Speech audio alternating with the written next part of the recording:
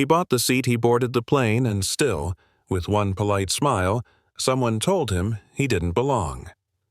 Picture that for a second, a man with a ticket in his hand walking through a curtain of polyester and being waved away like he wandered into the wrong room. That moment, that exact little quiet cruelty, set everything that follows in motion. My name is Daniel Hart, and this is how a single flight forced me to decide whether I'd fix a company or just let it rot. Act 1. Hook. I remember the light that morning, soft like a promise sliding across the first-class cabin where glasses caught the sunlight and fizzed like celebration. I remember thinking this is what people think success looks like. Leather seats, soft lighting servers who know your name. I walked toward it carrying a leather messenger bag that had character, not new, nothing flashy, and I felt the curtain on the other side of me tighten in a way I hadn't expected. I had a first-class ticket. It was paid for. And still, when I reached the front, Linda Price, the woman at the podium with the practiced smile, looked right through my boarding pass and straight at me, then away like a problem she didn't need to solve. A little backstory. I didn't grow up with silver spoons. I built things. I started Aero North from a tiny hangar and a beat-up plane, and I kept building until the company had fleets and routes and a handful of people who counted on their paychecks. Somewhere along the way, I set a rule for myself and for our brand dignity for every passenger, no exceptions. So, when Angela Reed, a passenger I'd never met, sent me a letter saying she'd been moved out of her first-class seat and told to wait while verification took place, something in me burned. She'd bought that seat to celebrate a promotion dressed for the moment, and a smile handed to her was colder than ice. The airline promised dignity. That letter smelled like a lie. I set up a thing quietly. A small experiment in accountability. I called it my mystery passenger program. I flew 12 flights dressed down, watched the cabin crew like someone reading a book for hidden notes.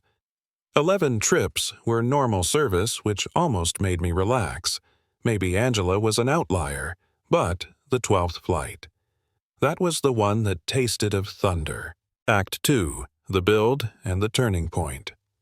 Linda Price was effortless at her station. Perfect uniform, perfect posture, and she had a system. Not written down, not in a training manual, but a system just the same scan for the markers of belonging. The watch, the designer cuff a certain cut of jacket. And if they lined up, welcome them in like family. If they didn't, redirect. I watched her do it a dozen times in her head before she even saw me a quick inventory of a person's face, their bag, their shoes. A decision made colder than procedure. When she looked at me, something flicked behind her eyes, the kind of small shift people don't catch unless they're looking for it. She took my pass, held it a second too long, and told me in the sweetest, firmest tone, "We'll need to move you to economy while we verify your booking." Ask me what I said. I asked one question, what needs to be verified, and she answered with the practiced line about making sure everyone is comfortable. That line wasn't for me, it was for the people behind me, a way of asking for compliance without giving a reason.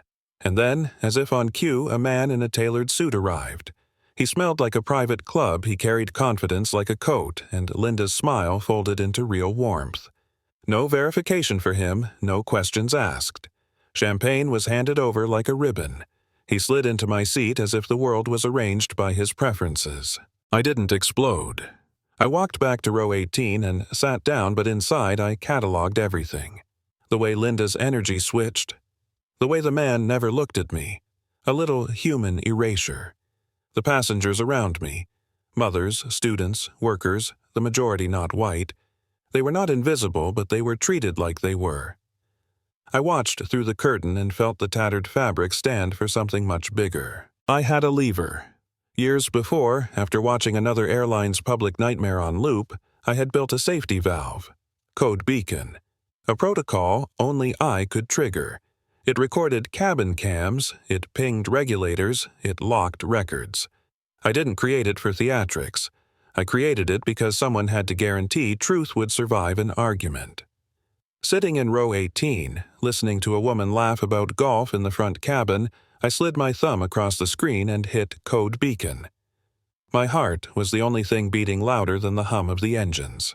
The center lit up back home. Alerts screamed in the operations room. A young analyst miles away went from coffee sipping to blood running cold in seconds as his screen filled with footage, the exchange at the entrance, the handover of my seat to the suited man, choices not glitches. The captain, a man named Raymond, who carried an old guilt with him about a passenger who'd once been humiliated and whose life ended badly afterward, understood the weight of what he saw and left the cockpit.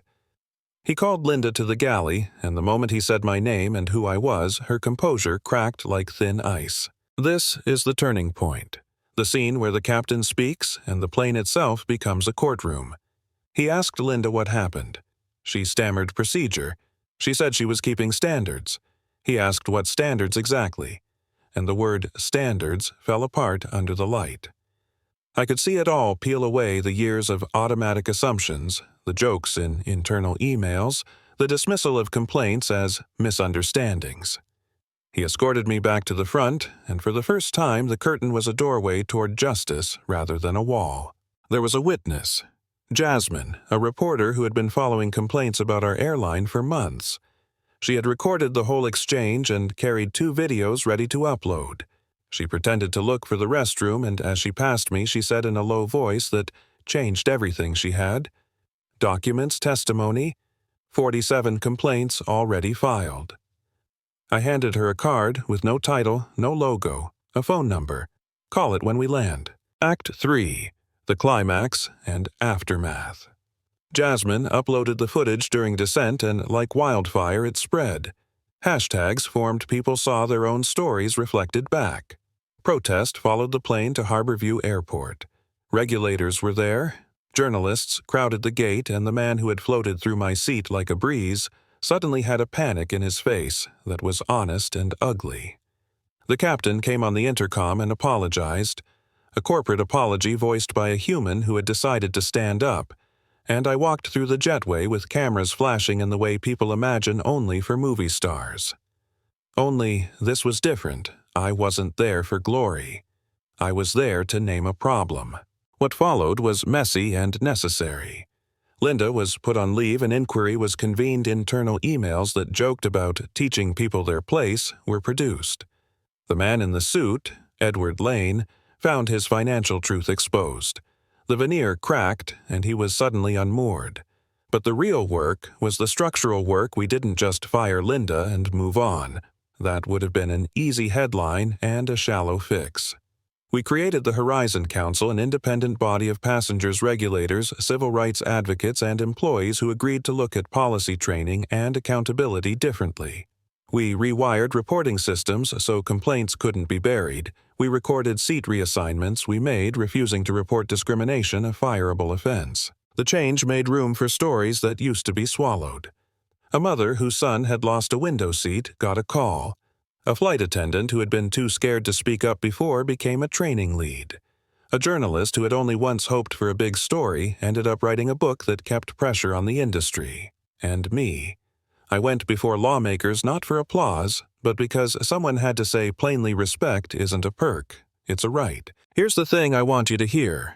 I could have announced myself the second.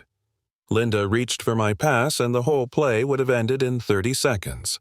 But then you get a headline and you lose the lesson. I stayed. I felt the small humiliations people live with, and I used what I had to pull that thread until the whole fabric showed. Power that only protects itself is useless. Power that protects others is the point. This story doesn't end with us all holding hands. Some people called me a plant, a publicity stunt. Others argued we overcorrected. There were shareholders who grumbled, employees who feared change, and a messy court case that scoured emails and human failings. That is the part that keeps this real. Change is noisy, uneven, and sometimes righteous and messy all at once. So I want to leave you with a question, and then I want to hear your answers. Have you ever been denied a space you'd earned because of who you look like, how you dress, or where you came from? Have you stood up when you saw it or looked away? Tell us what you think. Do we fix this with firings, with councils, with cameras, or do we rebuild the ways people see each other from the ground up? Drop a comment, share your story. Argue if you must, because if a single video, a single flight can start a conversation that changes policy, then your voice matters too. Comment below, hit share, if this moved you, and if you've got a story, tell it, loud enough that someone else can't pretend not to hear.